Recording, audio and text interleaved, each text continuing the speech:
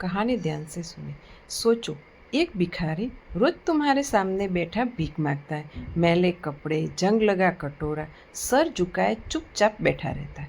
तुम उसे देखकर नज़रअंदाज भी करते हो, लेकिन तुम्हें अंदाजा भी नहीं है कि वह हर दिन जो पैसा इकट्ठा करता है उसे कुछ ऐसा कर रहा है जो पूरी दुनिया में मिसाइल बन जाएगा। एक दिन जब उसकी सच्चाई सामने आए तो पूरा शहर खेल गया। आखिर कौन था और उसे अपनी पूरी जिंदगी भीख लगा मांगने में क्यों लगा दी? आखिर सच क्या था? क्या था? जानने के लिए इस भिखारी की अनसुनी कहानी शहर के सामने व्यस्त चौराहे पर एक पुराने मंदिर के बाहर फकीर नाम का एक भिखारी हर सुबह अपनी जगह पर आकर बैठ जाता था। मैले कपड़े, बड़ी हुई दाढ़ी, बिखरे बाल और हाथ में जंग लगा कटोरा। लोग उसे एक आम आदमी भिखारी समझकर नज़रअंदाज कर देते। कुछ सिक्के डाल देते, कुछ ही कर देते तो कुछ तंग रह करते, और जब काम करने की उम्र है तो अभी क्या भीख मांग रहे। लेकिन फकीर चुप रहता। उसने कभी किसी से कुछ नहीं मांगा। वह सब सर झुकाए बैठा रहता। जब उसका कटोरा सिक्कों से भर जाता तो उठता, शहर की गलियों में कहीं गायब हो जाता।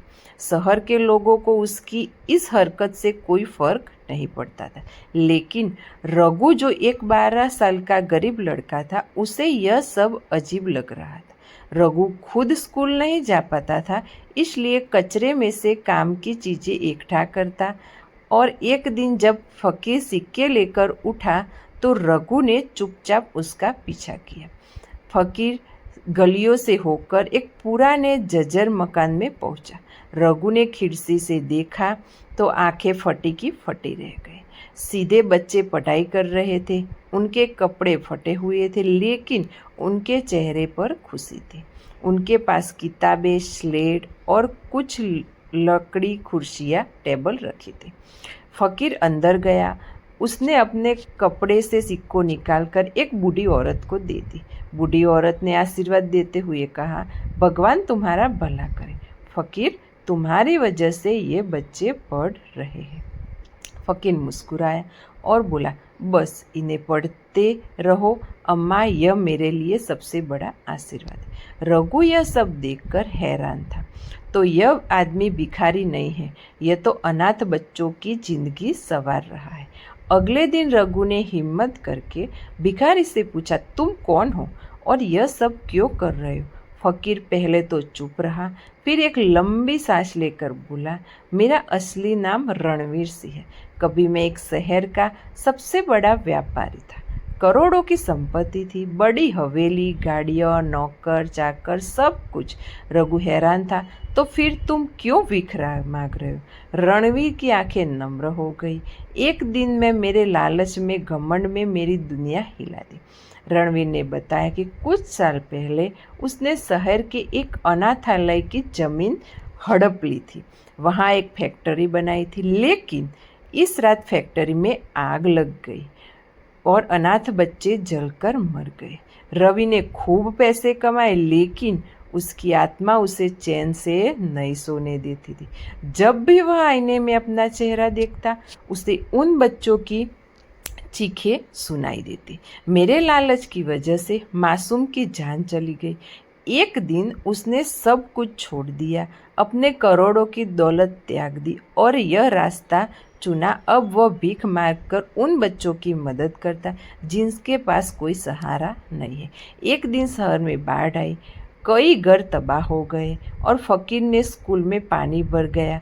रणवीर और अपनी जान की परवाह किए बिना बच्चों को वहां से निकाला, लेकिन खुद तेज बाढ़ में जब लोगों को यह खराब समाचार मिला तो पूरा शहर अस्पताल पहुंच गया। अखबारों में छपा, करोड़पति से भिखारी बने रणवीर सिंह, जिसने अगणित अनाथ बच्चों की शिक्षा दी। लोग हैरान थे। मामूली भिखारी समझते, वह असल में दानवीर था। रणवीर की हालत गंभीर थी। डॉक्टर ने कहा कि वो शायद बच नहीं पाएगा। तो उसने एक आखिरी इच्छा बताई, मेरे मरने के बाद मेरी पहचान मत मिटा। स्कूल को और आगे बढ़ना। कुछ घंटे बाद रणवीर ने अपनी आखिरी सांस ले ली। रणवीर की पूरी कहानी जानकर पूरा शहर रोड आदमी को लोग दिन से देखते हैं। उस सेठ के बच्चों को पढ़ाया, पाला, नया जीवन दिया। रघु ने कसम खाई कि वह स्कूल को बंद नहीं होने देगा। अब वह खुद भी पढ़ाई करता है और बाकी बच्चों को भी पढ़ाई करवाने लगा। वह जगह है जो कभी खंडर थी, अब रणवीर फाउंडेशन नाम से जानने लगी।